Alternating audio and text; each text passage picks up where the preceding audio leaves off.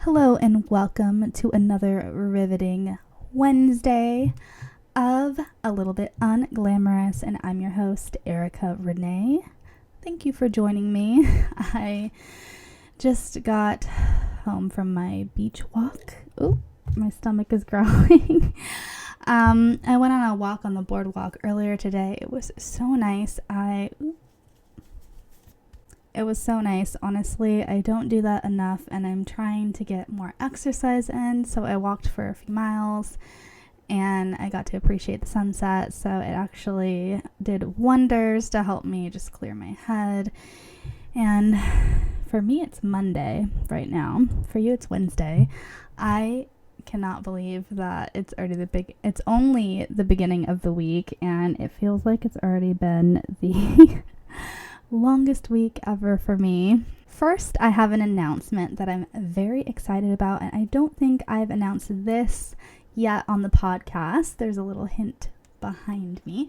But I have merch for sale now.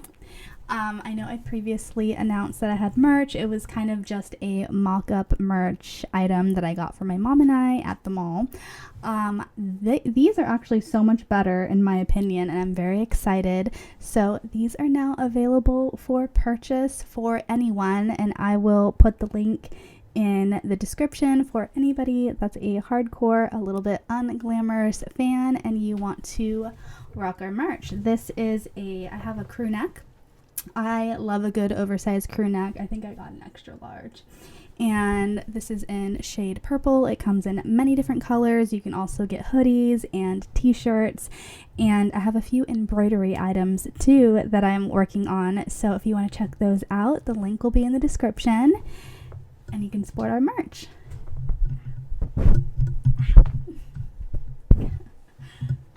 Okay. Put that back there. Okay. Oh my goodness. This weekend I did absolutely nothing, and I loved it, every second of it. I have a movie that I watched if you love The Notebook, you will be gutted by this movie. It's like The Notebook on speed, and it's on Netflix. I do not know if you have heard of it. I had not heard of it before, but it's called The Best of Me, and it stars James Marsden and Michelle Monaghan, and it is the saddest movie. It basically mirrors The Notebook, except he doesn't go to war, basically. But if you would like your life to be ruined and you would like to be so distraught over a movie and constantly surprised by the twists and the turns, watch it. Don't say I didn't warn you. But I saw something online a while ago, and I thought it was so funny because the actor James Marsden, who he played Superman in Smallville forever ago, I feel like that was one of his first roles. He also played Lon in The Notebook, and so Lon was the guy that Rachel McAdams fell in love with when Ryan Gosling went off to war, and his letters were hidden from her, so she met somebody new and ended up being engaged to James Marsden's character, who was this nice, put-together military man. And she fell in love with him, and they were supposed to get married. The older I get, the more I realize that Rachel McAdams' character should have married Lon. And that is so true. I feel like this movie is justice for Lon a little bit. It has been 5 million degrees all weekend. And as you know, I can't have my fans on while I film because it will be so loud in the background. So I'm melting right now. It is like 9 o'clock and it's still super warm. I think it's just this apartment that holds heat, which is great for the winter time, terrible for the summertime. So hopefully it starts to cool off at night soon. So we're gonna get straight into pop culture this week. I have a few things jotted down. The first being Olivia Rodrigo's anticipated second album was finally released the other day. It's titled Guts. Love the name. Love the cover art. I loved her first album. This one is like a punk pop rock album. So this album of hers is a little bit less of my speed, but I still love her nonetheless. But I came across something online, and you know the rumors that were going around with her first album and a bunch of artists that later got credited on the album for pieces of her work. So this album also has a song, one of her main singles, I believe. It's called All American Bitch.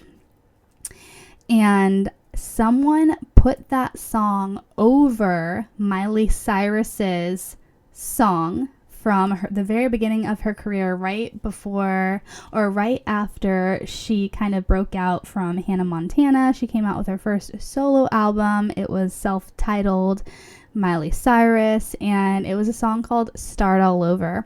Well, online, somebody layered this song and Olivia's song over one another, and I kid you not, they sounded the exact same. So that's a major yikes for Olivia, especially with all the rumors with the Taylor Swift exodus, if you will. I really don't think there's a beef between them, but it definitely seems like they are not as close as they used to be. While we're on the topic of Taylor Swift, so I, as you know, went to the LA concert of Eras tour at SoFi Stadium, and Beyonce also coincidentally played her tour. Beyonce also coincidentally played her tour there as well after Taylor. And people were quick to compare the two. So when I went, the stadium is brand new, like I said, gorgeous, huge stadium. And it has these big screen TVs all wrapped around the stadium. So you can see from the farthest nosebleeds, which I had the best time from nosebleeds, no problem seeing. It was amazing. Every single screen was on. It was the best experience. After Beyonce's concert, people were noting that not all the big screen TVs were on, which sounds silly, I guess. It sounds silly saying, but it really does make a big difference because the stadium is humongous and you really do need the TVs to see anything from far back. And apparently it costs the artists extra money to utilize all the TVs, which I had no idea. I just thought if they were available, of course, why can't you just plug in the aux cord and have all the TVs on? Apparently the venues charge artists extra for that, which I think is interesting, but I guess it is a business, so it makes sense. But I think it's interesting that Taylor went all out, paid the extra fees for her fans, and Beyonce, who is as big of a megastar who can equally afford it, did not. So another reason why we love Queen Taylor. She also reportedly turned down playing the 2024 halftime show, which I can't really blame her. She's going to be touring all 2024. It's going to be her international leg of the tour. She has no time for that. Plus, I didn't know this until recently, but artists don't get paid for doing the Super Bowl at all. It is self-funded, and I guess it's just supposed to bring you eyes, I guess, looking at you. I also read that Taylor's working on a documentary of all the re-recordings, and it's supposed to be released when the last re-recording is announced. So that's pretty cool. I feel like she has documentaries for, well, not documentaries, but she has recordings of a lot of her tours and making of music. She has that one Disney Plus, Long Pond Studios. I think it's a documentary as well where they interviewed her and you really got to hear her point of view of what she felt all of the songs were about, which I have yet to watch. I need to log into my boyfriend's Disney Plus and watch it immediately. But I think it's really cool that she has all these things to look back on. I know a lot of her tour I know a lot of her tour videos are not available in DVD version, but they're all on YouTube that you can Google and watch, which I feel like I would like to do as well for some of her last tours because I haven't been to any of them. And I watched the Reputation Stadium tour on Netflix, and it is phenomenal. I'm so glad I got to experience Eras because it was also top notch. And I think that when the Eras Tour movie comes out, which I don't think I have mentioned that either. So immediately, so quickly, the Eras Tour movie was announced, which we knew was going to happen because of all the cameras at the LA shows. People were just speculating, but I did not anticipate it to come out so quickly. I think it came out a few weeks ago, and I woke up early in the morning and I had an email from like 4:30 in the morning announcing this movie in AMC and Regal Cinemas and a couple other neighboring theaters. When I tell you almost all of the tickets were sold out by the time I woke up, I was able to get one ticket smack dab in the middle of the show, and I am so excited. So I'm going by myself. I think I'm just gonna wear my comfy merch because the only costume I have is the one that I wore to the show, and I'm just gonna be in a theater, so why not be comfortable? So I'm probably gonna go in my Taylor Swift merch.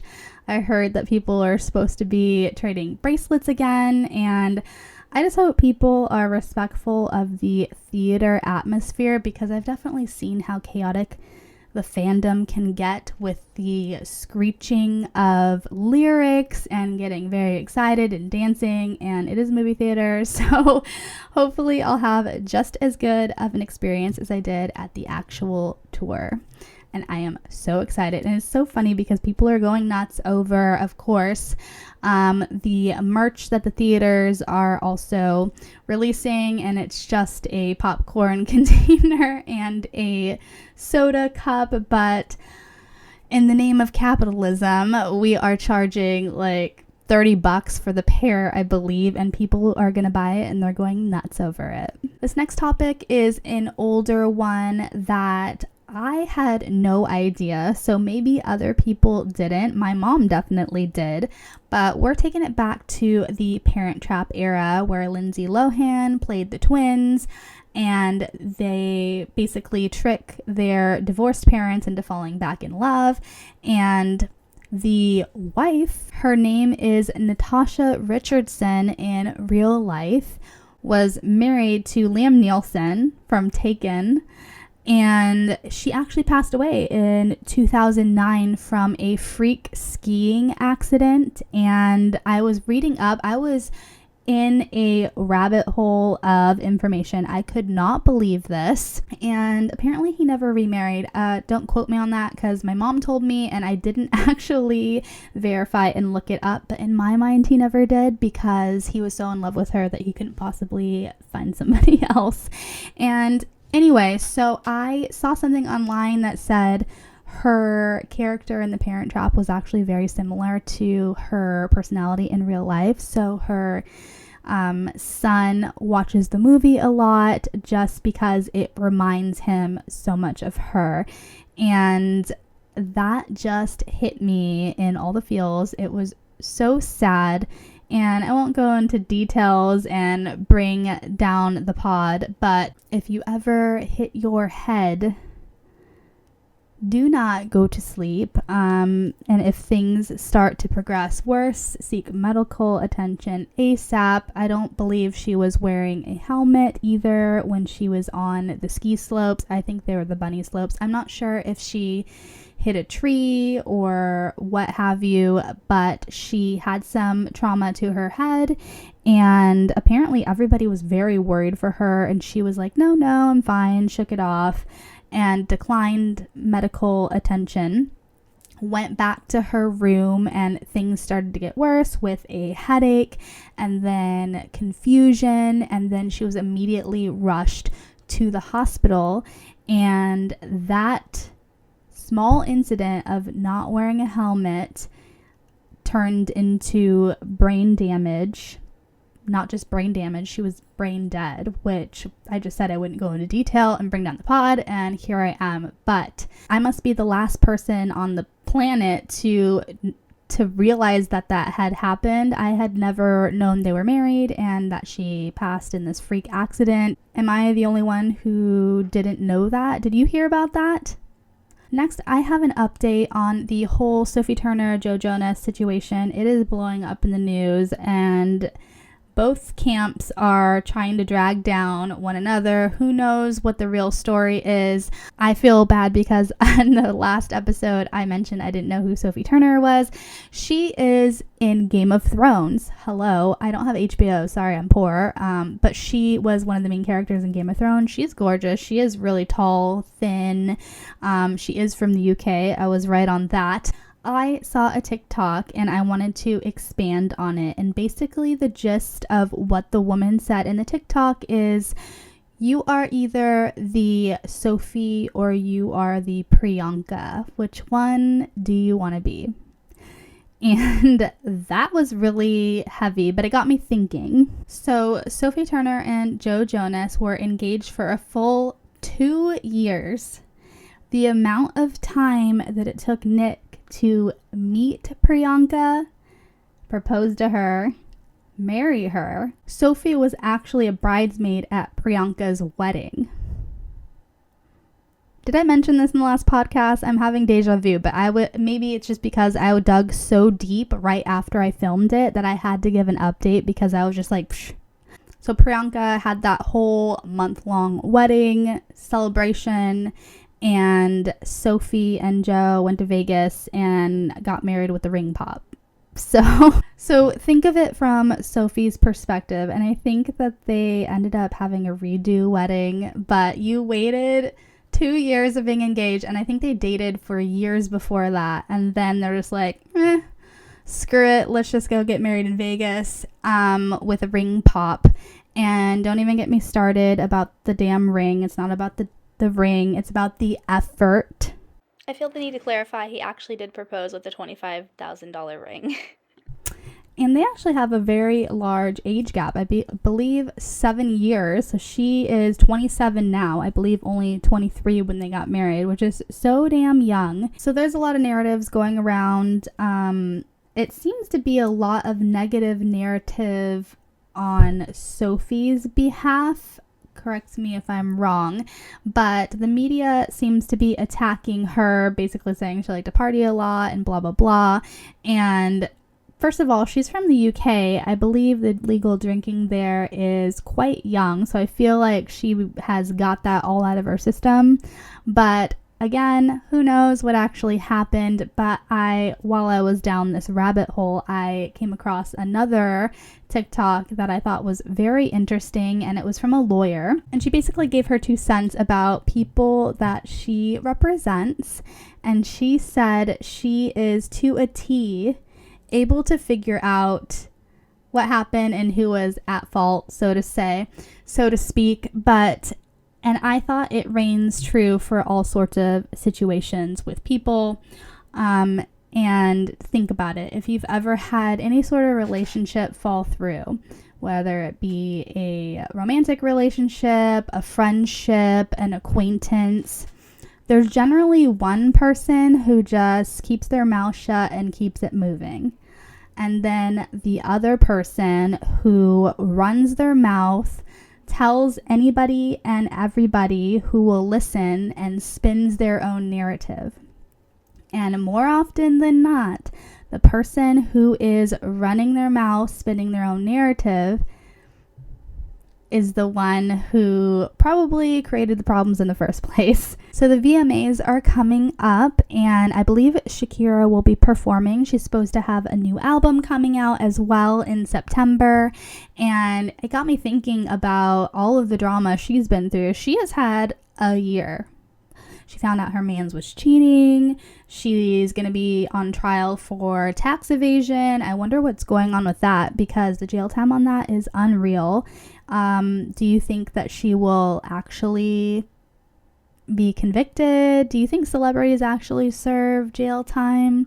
I I feel like they're always able to kind of buy their way out of it. There's also rumors that Taylor Swift might perform, which I find unlikely just because she is touring right now, but who knows? Taylor always pulls out all the stops. She is a superwoman, and she is technically on break from tour right now, so that would be a really cool surprise. But then again, what kind of rumor is not going on about Taylor Swift and some sort of red carpet? I feel like every single time, Met Gala, every large event, there's always, oh, Taylor Swift is rumored to be there. So she has not really walked very many red carpets recently, so we'll see. But she is up for a lot of VMA awards, so I believe she will show up, so that'll be really cool. Speaking of celebrities and jail time, Danny Masterson, who was an actor in That 70s Show, was just sentenced to 30 years in prison for sexual assault. And in the media right now, Mila Kunis and Ashton Kutcher are being lit up. And I'm going to tell you why. So apparently them and a slew of maybe 50 other actors were asked to write character witness statements for Danny by his lawyers, basically talking him up about what a good person he is and why his sentence should be reduced, because he's just this upstanding human being in society that, drugged a few women and oops, it was a mistake. So they actually did write that letter to the judge, and the media found out and were rightfully pissed. Especially I find interesting because Ashton Kutcher actually co-founded a human trafficking charity with his ex-wife Demi Moore. So it is interesting that they wrote this character witness for Danny, and I can understand. You know what? No, I can't understand it at all. But I think that's unforgivable. I think that if somebody close to me did something so heinous and awful, they would be written out. They would be done. It does not matter what a great person he was during that 70s show. That's irrelevant when he made multiple choices to be an extremely disgusting, messed up human being. Not just once, not just twice. I'm sure there were tons of people, but 3 came forward and they had enough evidence to take it to trial. You know how hard it is to actually get something like that to trial? Near impossible, especially even getting the witnesses to press charges. People often do not press charges. So they issued a joint apology online. It's scripted. It just doesn't come off as very believable, and I feel like they're not actually sorry for what they did. They are just sorry for all the backlash they're getting. And do you think that they will come back from this in this day and age of cancel culture in society? What do you think? I'll tell you what I think, because this is my podcast. I think they will. And the sad reason behind that is, while this day and age is very quick to cancel people, they are also very quick to forget things in a week, 2 weeks, when the next interesting thing comes along. And that's just a fact. I thought it was interesting as well, the celebrities that have come out since and kind of given their perspective on the whole situation. And one of them I came across was Kathy Griffin. And she told a very interesting story I was not aware of at all.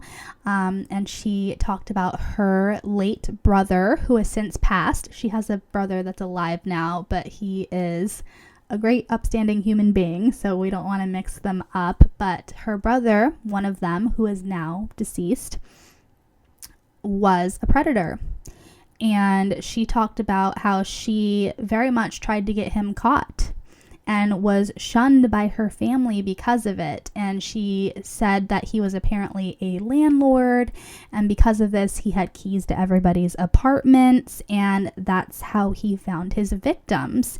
And her family knew about this and was trying to protect him and defend him.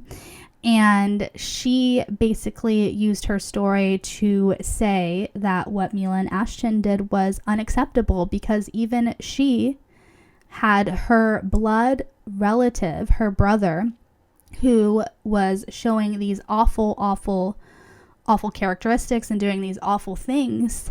And she said blood is not thicker than water in this situation, and there's no excuse for what they did. And I actually had a lot of respect for that. I had no idea about that story. Looping into some Kardashian news. So Kourtney Kardashian is very pregnant. I'm not really sure how far along she is because she never announced anything like that. But she's got her baby bump. She's looking cute. And she was apparently rushed to the hospital a few weeks ago for emergency fetal surgery. And the media got wind of Travis rushing home. He's on tour right now with Blink-182, and he postponed a few shows to rush to the hospital and make sure that she was okay. And I believe at the time the media didn't know it was Kourtney who was having an emergency. It was later announced after the fact, but apparently she had her emergency surgery and everything is doing great. She does have a high risk pregnancy, and I wish her all the best. And I'm glad everything went well, because that's got to be very, very scary. I want to talk about Drew Barrymore. I know I mentioned her in her talk show a few podcasts ago, and I saw an article about her being thrown under the bus for resuming her talk show during the SAG-AFTRA strike. So I want to talk about it. So Drew Barrymore is catching a lot of heat for continuing to film her talk show, and she is justifying filming because she has a huge crew that needs to be making money. So apparently when SAG-AFTRA strikes, you are anybody that's a member of SAG, which I believe you are able to join after you've done so many acting parts and made so much money. Pretty much almost everybody is a part of SAG.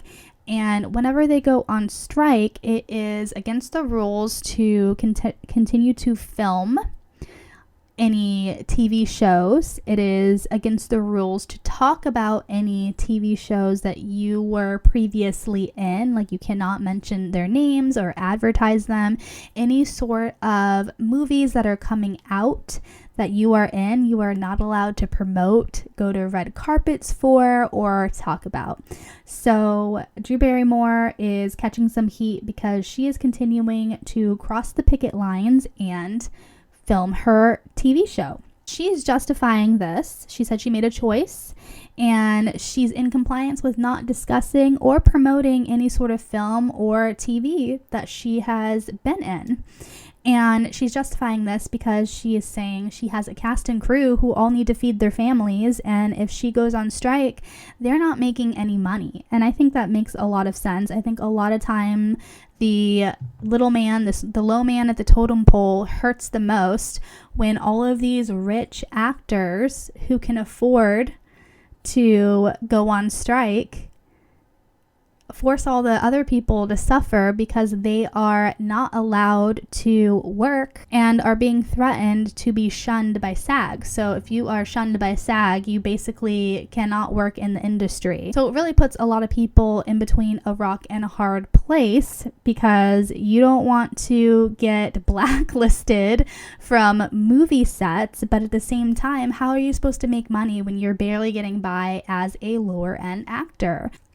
That is about all I have for you this week in pop culture. Let me know what you think in the comments below. I want to know what you have to say about these hot topics. I am desperately waiting for it to get cool enough for me to rock my merch, and I was just thinking about this the other day. Ironically, the most items that I own are hoodies and sweaters, and they are the item that I usually wear the least. So I definitely am going to be in every hoodie and crew neck this winter, and I'm definitely going to be supporting the pod merch. Check it out. I'll put the link in the description below, and I will see you guys in next week's podcast. Bye, guys.